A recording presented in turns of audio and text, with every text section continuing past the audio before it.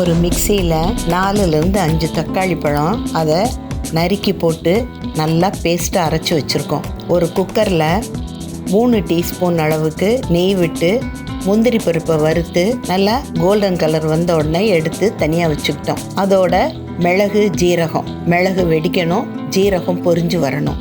இப்போ நல்லா முந்திரி பருப்பும் வறுபட்டு வந்துருச்சு. எல்லாத்தையும் எடுத்து வச்சிட்டோம்.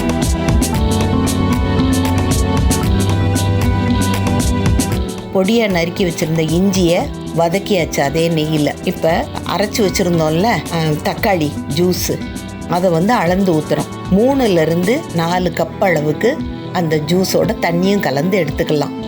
அரிசியோட தன்மையை பொறுத்து நீங்கள் எப்போ பொங்கலுக்கு எப்படி வைப்பீங்களோ அதே மாதிரி வச்சுக்கணும்.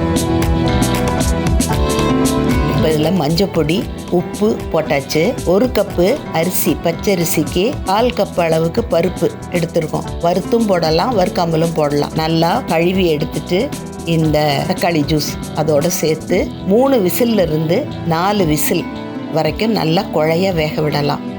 இன்னும் கொஞ்சம் குழவா வேணும்னா ஒரு 1/2 டம்ளர் தண்ணி கூட ஊற்றிக்கலாம்.